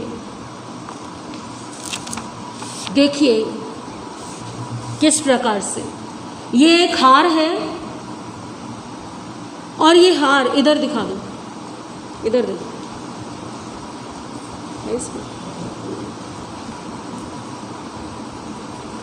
ये देखिए, इसमें आपको ज़्यादा स्पष्ट रूप से जो है दिखाई देगा। पहले उपवास किया, फिर बेला, फिर तेला, फिर 8 बेले, फिर उसके बाद 1 व्रत, 2, 3, 4, 5, 6, 7, 8, जिस तरह से माला में मनके होते हैं ना, सुंदर सुंदर हार होते हैं, पहले छोटा मोती होता है, फिर बड़ा मोती, फिर उससे बड़ा, तो उसी तरह से नीचे आते आते यहाँ पर पेंडेंट होता है। तो यहाँ पर उन्होंने 34 बेले किए। कैसी उत्कृष्ट तपस्या होगी। हम एक बेला करते हैं तो शरीर की स्थिति कैसी होती है। एक उपवास में ही अभी कल ज्ञात हो जाएगा, जो पौषध करेंगे, जब परसों सुबह समय होगा ना, तो सबके शरीर कैसे होंगे, ढीले ढाले। लेकिन उन्होंने बिना रुके केवल एक पारने का दिन बीच में लिया है, और बढ़ती गई, फिर उसके बाद वापस आई 16 उपवास, फिर 15 उपवास, फिर इसी क्रम से वापस लौटते लौटते उन्होंने इस परिपाटी को पूर्ण किया। इस परिपाटी को पूर्ण करने में, ये एक परिपाटी, एक सेट करने में तपस्या का काल जो है वो 1 वर्ष 3 मास और 22 दिन का हुआ। इस परिपाटी में 1 वर्ष 3 मास और 22 दिन जो हुए, उसमें तपस्या के दिन हुए 1 वर्ष और 24 दिन, यानी कि 2 मास से कुछ दिन कम का समय पारने का और बाकी सब समय तपस्या का। एक परिपाटी में पारने के 88 दिन हुए, और इसी प्रकार से एक परिपाटी पूर्ण की। एक परिपाटी को पूर्ण करने के पश्चात में फिर उन्होंने अपनी गुरानी जी की आज्ञा लेकर के इस तपस्या की दूसरी परिपाटी की। दूसरी परिपाटी में बिल्कुल इसी प्रकार से उपवास आते हैं। अंतर क्या है कि पारने में विगय का खाना बंद कर दिया, यानी अब पारने में न दूध लेना है, न दही लेनी है, न मिठाई लेनी है, न तेल घी का खाना लेना है, उपवास करना है। फिर पारना करके उन्होंने बेला किया, पारने में विगय बंद रखी। इस प्रकार से ये पूरी दूसरी परिपाटी भी पूर्ण की। दूसरी परिपाटी पूर्ण करके फिर उन्होंने तीसरी परिपाटी की, तीसरी लड़ी की, यानी तीसरा हार बनाया। तीसरे हार में उन्होंने क्या किया, उपवास तो इसी प्रकार से किए, 1, 2, 3 और फिर बेले, और फिर उसके बाद 1 से लेकर के 16 तक के उपवास।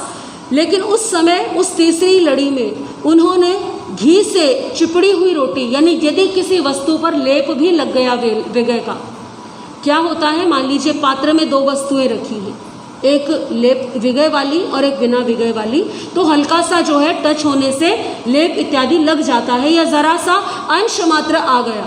तो लेकिन अब क्या किया तीसरी परिपाटी में कि लेप मात्र भी नहीं लेना, उस लेप मात्र वस्तु का भी त्याग कर दिया, यानी रूखी रोटी खाना शुरू कर दिया। तीसरी परिपाटी पूर्ण करने के पश्चात अब चौथी परिपाटी पूर्ण की, यानी चौथा हार भी बना लिया। चौथा हार बनाने में क्या किया, चौथा हार में देखिए उपवास किया और पारणे में आइंबिल किया, यानी पारना भी किससे हो रहा है, तपस्या से हो रहा है। फिर दो उपवास किए, फिर पारना किया, पारने में क्या किया, आइंबिल किया। ऐसे ही पूरे के पूरे हार को बनाने में, पूरी परिपाटी में तपस्या में केवल और केवल आइंबिल किया, और आइंबिल में भी रूखी रोटी पानी में भिगो करके, एक तो रूखी रोटी खाते हैं, उसमें भी क्या होता है, थोड़ा सा हल्की सी मिठास होती है ना रूखी रोटी में भी। ये तब पता लगेगा जब आप आइंबिल करेंगे या जब बहुत भूख लगी होगी। ऐसे अगर आप रूखी रोटी खाएंगे ना तो आपको अच्छी नहीं लगेगी, लेकिन जब पूरे दिन से कुछ ना खाया हो तब कभी रूखी रोटी खा करके देखिएगा, आपको वो रूखी रोटी भी हल्की सी मीठी लगेगी। परंतु आइंबिल में क्या किया जाता है कि उसमें भी रस नहीं लेना।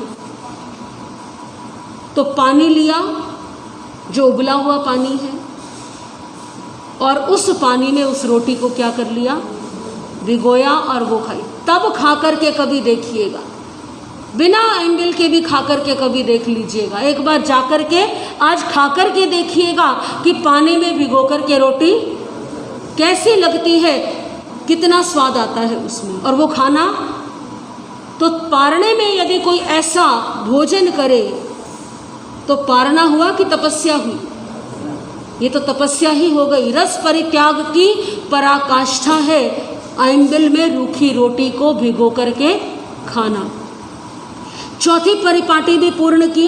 इस प्रकार से ये परिपाटी करते हुए पूरे 5 वर्ष 2 महीने और 28 दिन लगे। इन 5 वर्ष 2 महीने 28 दिन में उन्होंने इस तपस्या को पूर्ण किया। चारों परिपाटियों को करने में जो तपस्या के दिन हुए वो 4 वर्ष 3 मास और 6 दिन के हुए, कुल तपस्या के, जिसमें उपवास ही उपवास हुए। और जो पारने के दिन हुए चारों परिपाटियों में, वो दिन हुए 352 दिन, यानी 1 वर्ष भी पूरा नहीं हुआ। और 4 वर्ष से ऊपर का समय तपस्या का। कितना उत्कृष्ट तप है ये, कितनी उत्कृष्ट भावना है ये, कितना ऊंचा मनोबल रहा होगा काली आर्या जी का। ऐसी तपस्या करने से धीरे धीरे काली आर्या जी का शरीर प्राय मांस और खून से रहित हो गया। वे केवल अस्थि पिंजर का ढांचा मात्र रह गई। उठते बैठते उनकी हड्डियां कड़कड़ शब्द करने लगी। शरीर में चारों ओर नसों का जाल दिखाई देने लगा। अब ऐसा लगता था केवल और केवल वो अपने आयुष्य बल के कारण जीवित हैं। इतनी कृश हो गई कि अब बोलना तो दूर की बात है, बोलने मात्र के विचार से ही अब उन्हें थकान होने लगी। जब वे खड़ी होती थी या चलती थी तो उनकी हड्डियां कड़कड़ आवाज़ करने लगी, जैसे कोयले से भरी हुई गाड़ी जब चलती है तो आवाज़ करती है, या सूखे पत्तों की आवाज़ होती है, ऐसी आवाज़ उनकी हड्डियों से आने लगी थी। यानी हड्डियों में से भी जो चिकनाई थी वो पूरी की पूरी समाप्त हो चुकी थी। लेकिन तप रूपी लक्ष्मी से, तप रूपी तेज से वो शोभा को प्राप्त हो रही थी। उन काली आर्या जी को विचार आया एक समय कि मेरा शरीर अब और तपस्या करने में समर्थ नहीं रहा। अब ये शरीर इतना क्रश हो चुका है कि अब तपस्या नहीं कर सकता, परंतु फिर भी अभी भी मुझ में पराक्रम, श्रद्धा, संवेग विद्यमान है। यानी मेरे मन के भाव कैसे हैं, अभी भी प्रबल है, दृढ़ हैं तो अब मुझे सूर्योदय होते ही गुरनी जी से पूछ करके जीवन भर के लिए आहार का त्याग कर देना चाहिए, यानी कि संथारा कर लेना चाहिए। उन्होंने ऐसा विचार कर सूर्योदय होने पर अपनी गुरानी जी से वंदन नमस्कार करके पूछा, आपकी आज्ञा हो तो मैं संथारा कर लूं। उत्तर में महासती आर्या चंदनमाला जी ने फरमाया, जैसा तुम्हें सुख हो वैसा करो। आज्ञा प्राप्त होने पर उन्होंने संथारा कर लिया। अपनी गुरानी जी से सामायिक से लेकर के 11 अंगों तक का ज्ञान अभ्यास किया और पूरे 8 वर्ष तक का उन्होंने चारित्र पालन किया। 8 वर्ष का चारित्र पालन किया और उस 8 वर्ष के संयम पालन में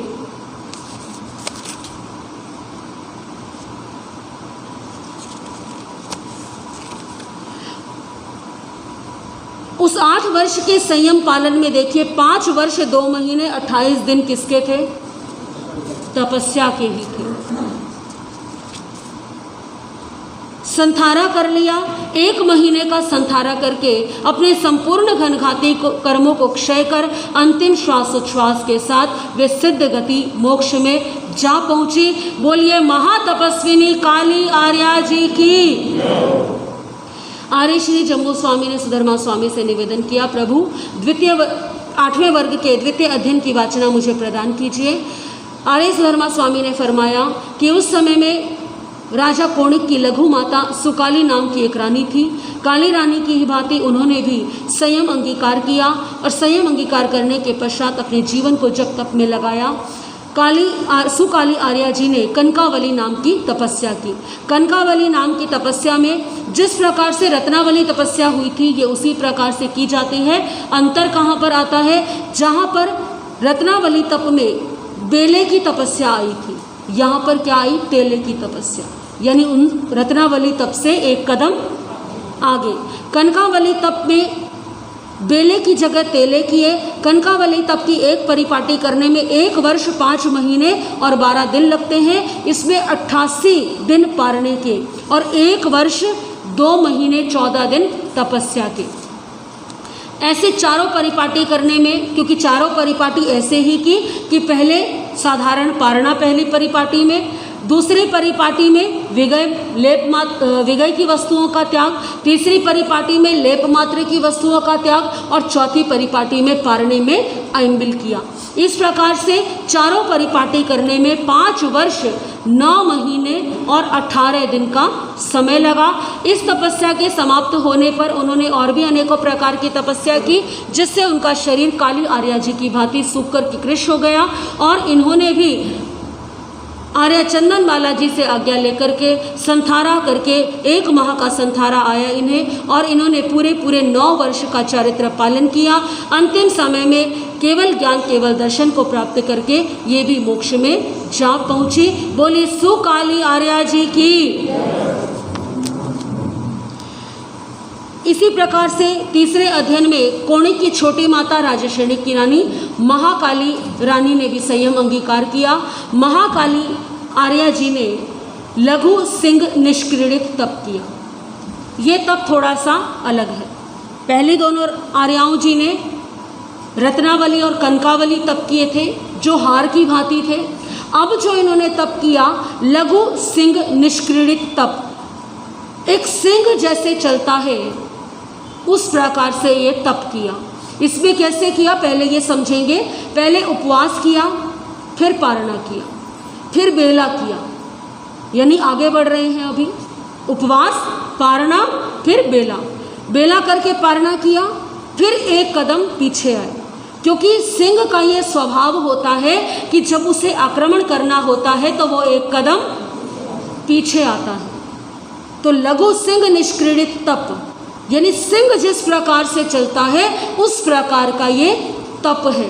तो पहले उपवास किया, फिर बेला किया, बेला करके 1 कदम वापस आई, फिर उपवास किया, फिर तेला किया, तेला करने के बाद फिर वापस आई यानी बेला किया, फिर चौला किया, 4 उपवास किए, 4 के बाद फिर पारणा करके 3 उपवास किए।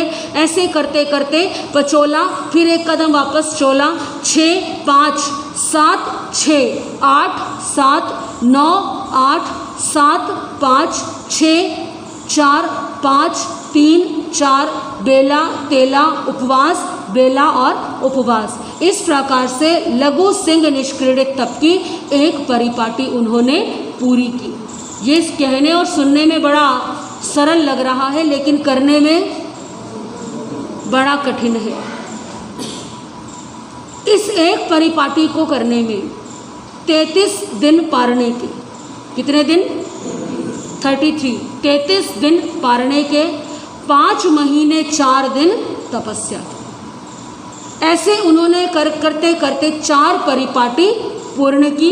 यानी पहली परिपाटी में साधारण पारणा, फिर दूसरी परिपाटी में विगय का त्याग, तीसरी परिपाटी में लेप मात्र का त्याग और चौथी परिपाटी में पारने में आइंबिल।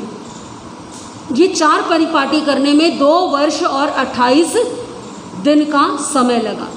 इस प्रकार के लघु सिंह निष्क्रीडित तप किया उन्होंने और अनेकों प्रकार की तपस्याएं और भी की। अपने जीवन के अंतिम समय को जानकर के आर्य चंदन बालाजी से आज्ञा लेकर के उन्होंने अंतिम समय में संधारा करके संपूर्ण कर्मों का नाश करके वे मोक्ष में जा विराजी। बोलिए महातपस्विनी महाकाली आर्या जी की। इतनी धीरे नहीं, इतनी उत्कृष्ट तपस्या हम तो याद भी नहीं रख सकते। आपको याद करने के लिए दिया जाए तो आप कहेंगे महाराज जी सिर चकरा गया, याद नहीं हो रहा, पता नहीं, समझ नहीं आ रहा कहाँ बेला है कहाँ तेला है। बोलिए महातपस्विनी महाकाली आर्या जी की। इसी प्रकार से राजा श्रेणी की पत्नी और कोणी की छोटी माता कृष्णा नामक रानी ने भी भगवान का उपदेश सुनकर के संयम अंगीकार किया। महाकाली आर्या जी ने लघु सिंह निष्क्रीडित तप किया था, तो इन्होंने महासिंह निष्क्रीडित तप किया। देखिए यहाँ पर भी होड़ लगी हुई है तपस्या की। एक रानी, एक आर्या जी रत्नावली तप करती हैं जिसमें बेले करती हैं, तो दूसरी क्या करती हैं? कनकावली तप करती हैं, उसमें तेले करती हैं। एक रानी, एक आर्या ने तप किया है लघु सिंह निष्क्रीडित तप, तो दूसरी कहती है मैं कैसे पीछे रहूं, मैं तो कौन सा करूंगी? महासिंह निष्क्रीडित तप। अब महासिंह निष्क्रीडित तप कैसे होगा? लघु सिंह निष्क्रीडित तप में उपवास की जो संख्या थी वो 9 तक थी, उत्कृष्ट उपवास 9 तक हुए। लेकिन महासिंह निष्क्रीडित तप में उपवास की संख्या जो है वो 16 तक जाएगी। पहले उपवास किया, फिर पारणा किया, पारणा करके बेला किया, पारणा करके फिर उपवास किया, फिर तेला, फिर पीछे हटे बेला किया, फिर 4 उपवास, फिर 3 उपवास, ऐसे करते करते 16 तक की तपस्या की। फिर उसके बाद इस क्रम को वापस लेकर के आए और एक परिपाटी की। एक परिपाटी करने में 61 दिन पारने के हुए। कितने दिन? उसमें 33 दिन थे पारने के, और यहाँ पर 61 दिन पारने के हुए। 61 दिन पारने के, 1 वर्ष 4 महीने 17 दिन तपस्या की। इस प्रकार से 497 दिन की तपस्या की। एक परिपाटी, दूसरी परिपाटी, तीसरी परिपाटी और चौथी परिपाटी भी उन्होंने पूर्ण की, जिसमें पूरे 6 वर्ष 2 महीने और 12 दिन का समय लगा।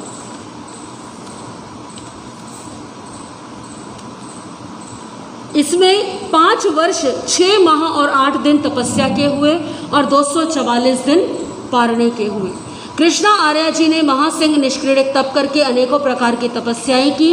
अपने शरीर को कृष्ण जान करके अंतिम समय में संधारा लेकर के कृष्णा आर्या जी भी मोक्ष में जा पहुंची। बोलिए महातपस्विनी कृष्णा आर्या जी की। इसी प्रकार से राजा श्रेणी की पत्नी और कोणी की छोटी माता सुकृष्णा रानी ने भी भगवान महावीर का उपदेश सुनकर के संयम अंगीकार किया और सुकृष्णा आर्या जी ने, इन्होंने अब और अलग तरह की तपस्या की।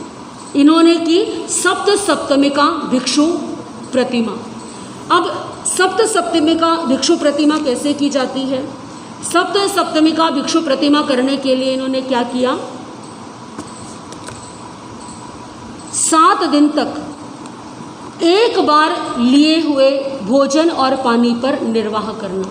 इसको क्या कहा जाता है? एक दत्ती आहार, यानी कि एक बार में जो दिया गया है। जैसे आपने हमारी बहनें जब बहराती हैं, आहार बहराती हैं, तो कैसे बहराती हैं? यदि कोई लिक्विड है, कोई तरल पदार्थ है, तो कैसे बहराती हैं? या तो किसी कड़छी की सहायता से या फिर बर्तन को ऐसे लेकर के।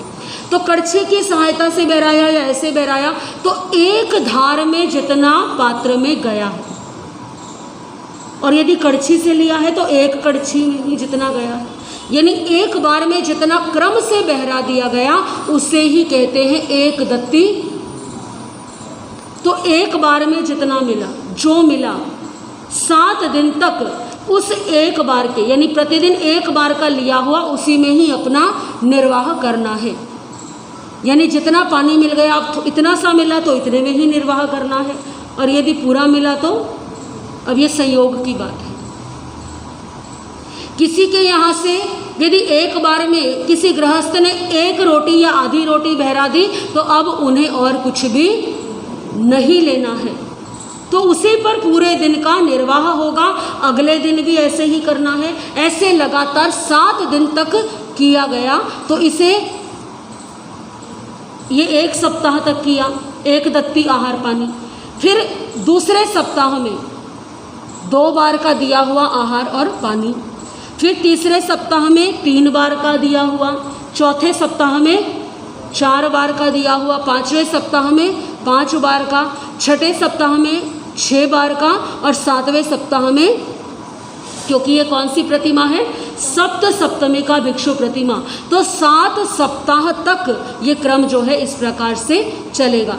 इस प्रकार से 49 दिन की इस प्रकार की सप्त सप्तमी का भिक्षु प्रतिमा की। उस प्रकार से सुकृष्णा आर्या जी ने ये तप किया। फिर उसके पश्चात अष्ट अष्टमी का भिक्षु प्रतिमा अंगीकार की। अष्ट अष्टमी का भिक्षु प्रतिमा कैसे की? यानी पहले सप्ताह में 1 बार का आहार पानी, फिर दूसरे सप्ताह में 2 बार, तीसरे में 3 बार, चौथे में 4 बार, 5वें में 5 बार, छठे में 6 बार, 7वें सप्ताह में 7 बार और 8वें सप्ताह में 8 बार का लिया हुआ भोजन पानी ग्रहण किया। फिर इसके बाद नवमी का भिक्षु प्रतिमा भी अंगीकार की। नवमी का भी क्रम ऐसे ही चलेगा। फिर 10वीं का भिक्षु प्रतिमा अंगीकार की। 10 सप्ताह तक इसी प्रकार का ये क्रम चला।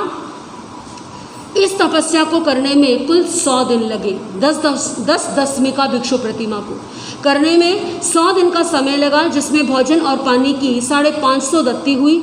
ये तपस्या को पूर्ण करके उपवास, बेले तेले, मासखमण, अर्ध मासखमण की तपस्या भी की। इस प्रकार से तपस्या करने से सुकृष्णा आर्या जी का शरीर बड़ा ही कृश हो गया। फिर भी अंतिम समय में अपने मनोबल के साथ में उन्होंने संथारा ग्रहण करके संपूर्ण कर्मों का नाश करती हुई वे मोक्ष धाम को जा पहुंची। बोलिए महातपस्विनी सुकृष्णा आर्या जी की। इसी प्रकार से राजा श्रेणी की पत्नी और कोणी की छोटी माता महाकृष्णा रानी ने भी भगवान का उपदेश सुनकर के संयम अंगीकार किया और उन्होंने आर्य चंदनमाला जी की आज्ञा लेकर के लघु सर्वतोभद्र नाम की तपस्या की। लघु सर्वतोभद्र तब कैसे किया जाता है? पहले उपवास किया, पारना करके बेला किया, फिर पारना करके तेला किया, फिर पारना करके चोला पचोला, फिर तेला चोला पचोला, उपवास बेला पचोला, उपवास बेला तेला, चोला बेला तेला चोला पचोला, उपवास चोला पचोला, उपवास बेला और तेला। इस प्रकार से लघु सर्वतोभद्र की तप की। इन्होंने एक परिपाटी की। एक परिपाटी को करने में 75 दिन की तपस्या होती है और 25 दिन पारने की होती है। इस परिपाटी को पूर्ण करके उन्होंने दूसरी, तीसरी, चौथी परिपाटी पूर्ण की। इस प्रकार से इस तपस्या को करने में पूरे 300 दिन तपस्या के और 100 दिन पारने के। महाकृष्णा आर्य जी ने इस लघु सर्वतोभद्र तप करने के अतिरिक्त और भी अनेकों प्रकार की छोटी बड़ी तपस्याएं की। अंतिम समय में संथारा लेकर के अपने सर्व कर्मों को नष्ट करते हुए वे मोक्ष में जा विराजी। बोलिए महातपस्विनी महाकृष्णा आर्य जी की। इस प्रकार से श्री अंकर दशांग सूत्र के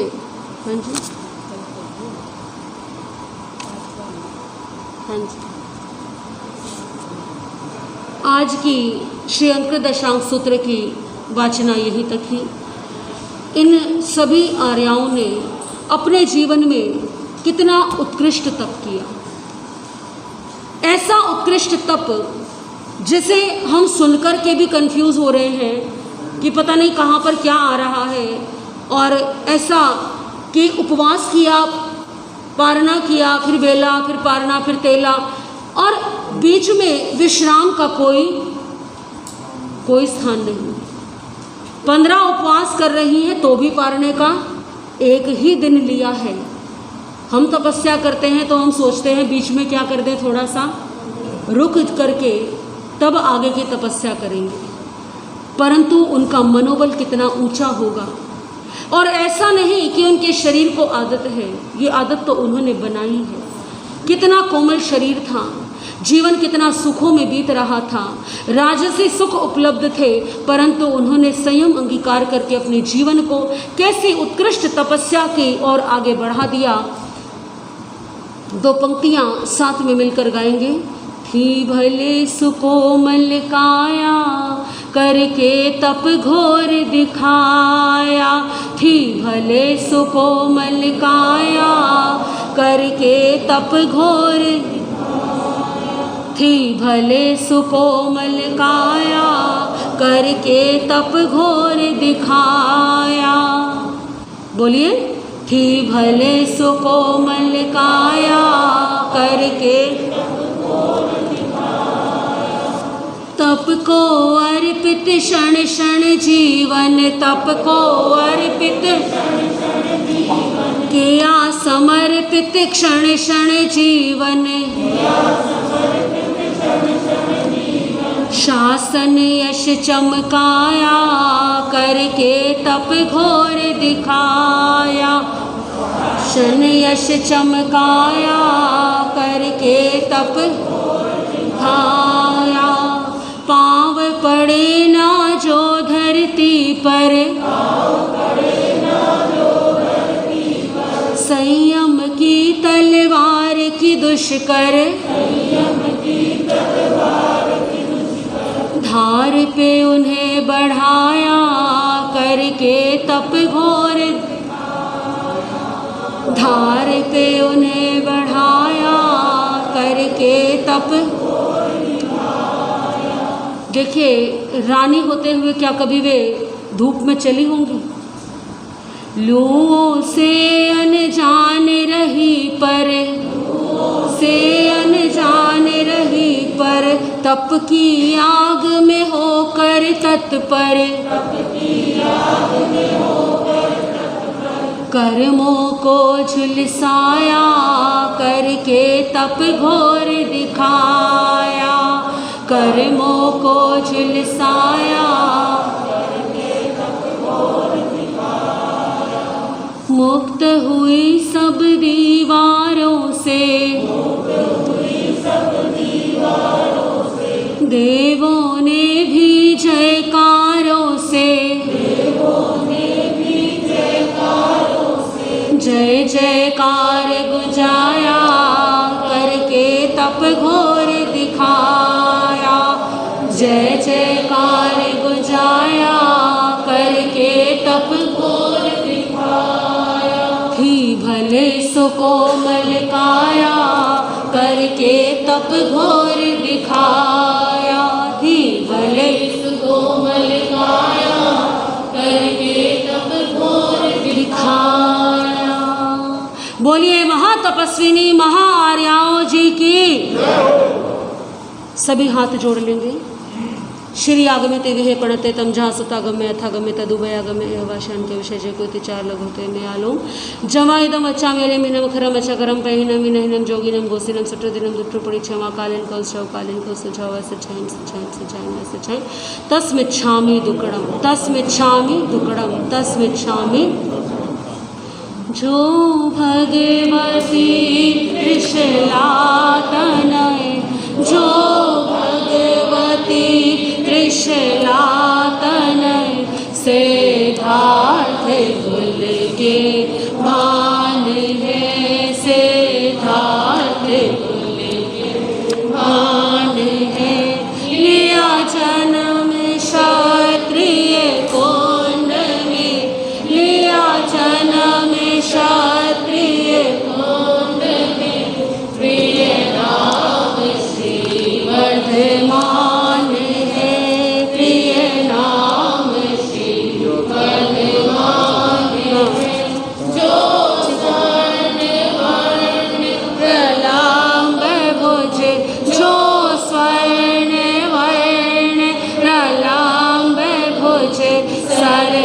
नयन अभिराम है, सरसिज नयन अभिराम है।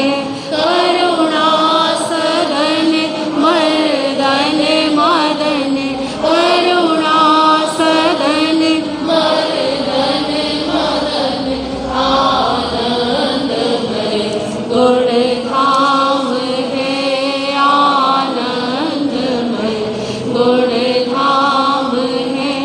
जो अनंत ज्ञानी है प्रभु, जो अनंत ज्ञानी है प्रभु, और अनंत शक्तिमान है, और अनंत शक्तिमान है। किस मुख से गुण वर्णन करूं, किस मुख से गुण वर्णन करूं, मेरी तो एक ज़बान है, मेरी तो एक ज़बान है। योगेंद्र मुनि चेतन निरत, योगेंद्र मुनि चेतन निरत, जिनको की आठों याम है, जिनको की आठों याम है। उन वर्धमान जिनेश को, उन महावीर जिनेश को, मेरा सदा प्रणाम है, मेरा सदा प्रणाम है, मेरा सदा प्रणाम है। बोलिए भगवान महावीर स्वामी की, आर्य श्री सुधर्मा स्वामी की, आर्य श्री जम्बू स्वामी की। कल संवत्सरी महापर्व है। श्रीमद् अंकदशांक सूत्र की वाचना कल पूर्ण होगी। कल अधिक से अधिक संख्या में तपस्या करने का भाव रखें। जिनके सामर्थ्य है वो पौषध करने का भाव रखें, उपवास करें। जो उपवास नहीं कर सकते वे आयनबिल एकासन और अपने घरों में कल रात्रि का, दिन में तो इसलिए मैं नहीं कहती क्योंकि छोटे बच्चे होते हैं, वृद्ध भी होते हैं, लेकिन रात्रि को कल कोई भी अपने घरों में, जितने भी छोटे बच्चे भी हैं उनको भी प्रेरणा दीजिए कि रात्रि में कल कुछ भी नहीं लेना है। हम सिखाएंगे तभी बच्चे सीखेंगे। आप प्रेरणा दीजिए, उन्हें समझाइए। तो कल अधिक से अधिक धर्म आराधन करने का भाव रखेंगे। प्रवचन का यही समय रहेगा और आलोचना पाठ भी कल प्रातःकाल ही आगम वाचना, भजन इत्यादि होंगे और उसके पश्चात आलोचना पाठ भी प्रातः ही कर दिया जाएगा। जिन जिन बहनों को भजन बोलने हैं वो अपने नाम लिखवा सकते हैं। तपस्या के कुछ नाम हमारे पास में आए हैं, आप भी अपनी लिस्ट दे दो। तपस्या के नाम आपके सामने बताए जाएं और तपस्या के प्रत्याख्यान हो। उससे पूर्व आज की प्रभावना देखिए। जैसे जैसे पर्युषण महापर्व के दिन आगे बढ़ रहे हैं, गुड़िया है ना, उसकी नौकरानी है, पताशे देव चाची है।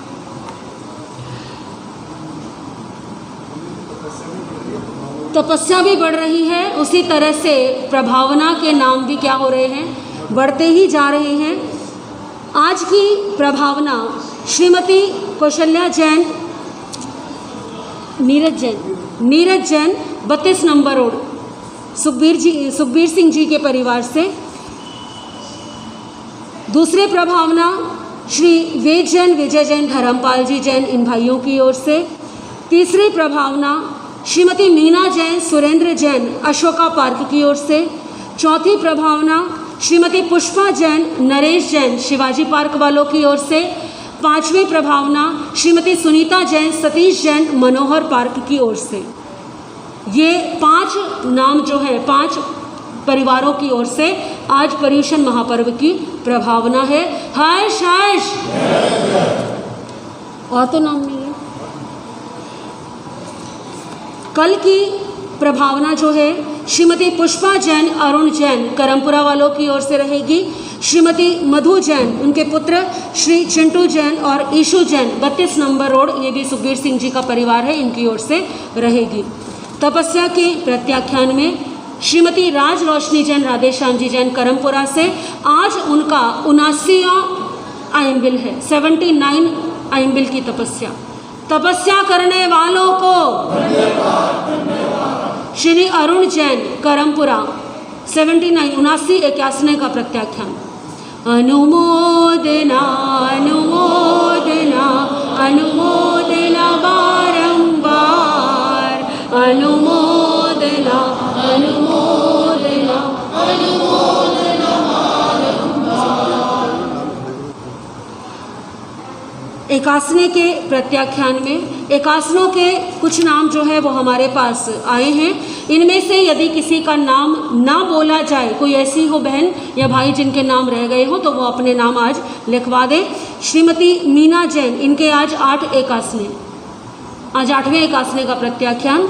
तपस्या करने वालों को जिनके आज 7वां 81 है, 7वें 81 का प्रत्याख्यान, मैं नाम भी बोल रही हूँ साथ में। क्षमा जैन, पुष्पा जैन अरुण जैन, कांता जैन, श्रीमती उषा जैन, श्रीमती मधु जैन, श्रीमती निशा जैन, प्रीति जैन, श्रीमती रीना जैन, रविंद्र जैन, श्रीमती पतासो जैन और एक गुड़िया जो मेड है। देखिए कितनी अच्छी बात है, परिवार में सब एकासन कर रहे हैं, तो जो रीना बहन की जो सेविका है वो भी एकासनों की तपस्या कर रही है। हर्ष हर्ष, ये धर्म की प्रभावना है कि जिसका जैन परिवार से कोई संबंध नहीं, जो वेतन लेकर के सेवा कर रही है, परंतु उसके मन में भी तपस्या के भाव हैं। आज उसका भी 7वां 81 है।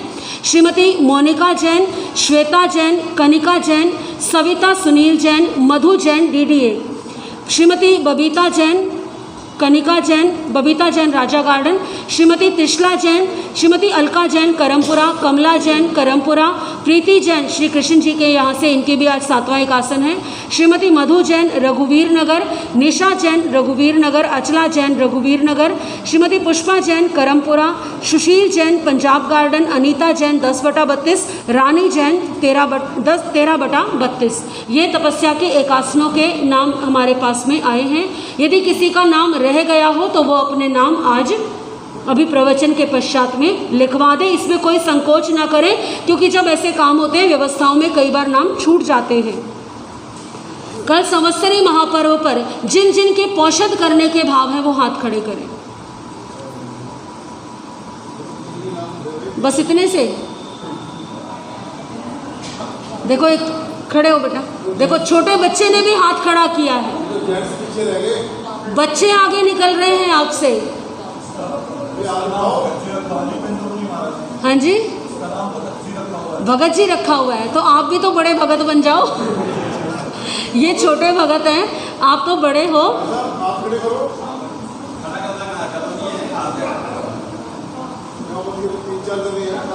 हमारे युवा पीछे बैठे हैं। 10-15 जने तो हर बार होते ही हैं। संवत्सरी महापर्व पर तो पौषध करना ही चाहिए। इतना तो धर्म आराधन हम कर ही सकते हैं कि वर्ष में एक दिन, और वैसे भी आजकल तो डॉक्टर बताते हैं, डाइटिशियंस बताते हैं कि बॉडी को डिटॉक्सिफाई करना है तो उपवास करना चाहिए। तो स्वास्थ्य की दृष्टि से भी अच्छा है, शरीर की शुद्धि हो जाती है, शरीर की शुद्धि होती है और मन की भी शुद्धि है। बहनों में भी बहुत कम नाम है, इतने कम। थोड़ा और कोशिश करो, मन बनाओ। देखो उपवास कौन कौन करेगा ये बताओ, उपवास के भाइयों में से तो जो उपवास करेंगे वो पौषध भी करेंगे। शाम को भी ले सकते हो। आप शाम को 4 बजे तक आकर के भी पौषध ले सकते हो। कोई और किसी को पौषध के विषय में पूछना हो तो प्रवचन के बाद में पूछ सकते हैं आप। हाँ जी, पौषध देखिए 2 तरह के होते हैं। एक चौविहारी पौषध होता है जिसमें पानी भी नहीं लेना होता, वो 24 घंटे का होता है, यानी कि आपने सुबह जिस समय पर लिया वो अगले दिन उसी समय पर पूरा होगा। दूसरा पौषध जो होता है वो उसमें पानी का आगार होता है, यानी जिस तरह से आप उपवास करते हैं आप उसी तरह से उसमें पानी ले सकते हैं, प्रासुक जल ले सकते हैं। और आप या तो चाहे आप सुबह स्थानक में आकर के पौषध ले लीजिए, चाहे तो आप 4 बजे तक आकर के भी पौषध ले सकते हैं, और 4 बजे आकर के आप प्रातःकाल उस पौषध को खोल सकते हैं। तो इस विचार से जो उपवास करते हैं उनको पौषध करने में कोई समस्या नहीं होनी चाहिए। बस फ़र्क केवल इतना है कि आपको अपने घर में सोने को नहीं मिलेगा, आपको यहाँ स्थानक में आकर के सोना होगा। दूसरी बात, जो बहनें उपवास नहीं कर सकती, पौषध नहीं कर सकती, वो रात्रि में संवर भी कर सकते हैं। तो रात्रि का संवर कौन कौन करेगा? बस इतनी छूट दे दी तब भी इतने कम नाम। तो बहनों की ड्यूटी है और भाइयों की ड्यूटी है, जो उपवास नहीं कर सकते वो रात्रि का संवर करें। धर्म स्थान में अपना एक दिन या एक रात्रि बिताने का बहुत महान फल होता है। तो संवर करें, पौषध करें, उपवास करें, पर धर्म की आराधना अवश्य करें। हमारी इतनी ही प्रेरणा है आप सभी के लिए। प्रेरणा देना हमारा काम है और पालना या ना पालना वो आपकी इच्छा है। और कोई सूचना? कल का लगभग 8:30 बजे जो है, 8:30 बजे जैसे प्रतिदिन प्रवचन होता है, आगम की वाचना होती है, 8:30 से 9:30 श्री अंतकृत दशांग सूत्र की वाचना होगी। उसके पश्चात भजन इत्यादि होंगे, बहनों के भजन होंगे, भाइयों में से भी यदि कोई भजन बोलना चाहे, जैसे हमारे सतीश भाई ने बहुत बढ़िया भजन गाया था उस दिन भगवान महावीर के जन्म महोत्सव पर, तो कोई भजन बोलना चाहे तो अपने भजन इत्यादि रख सकते हैं।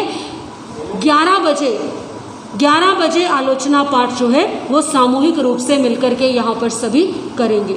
बस आलोचना पाठ में जितना समय हो लगेगा, उसके पश्चात में मंगल पाठ। परम पूज्य, परम श्रद्धेय, प्रातः श्रद्धेय ध्यान योगी, ध्रुव प्रधान, आचार्य सम्राट, पूज्य गुरुदेव डॉक्टर श्री मुनि पारस साहब के अधीन उत्तर भारतीय श्रेणी उप प्रवर्तनी महासाध्वी श्री पवन कुमारी जी महाराज साहब की सुशिष्या, उप प्रवर्तनी महासाध्वी श्री जितेंद्र जी महाराज साहब, श्रुत राधिका प्रवचन भास्कर डॉक्टर सूर्य जी महाराज साहब, विद्या विलासी साध्वी श्री गोरीशा जी महाराज साहब, नव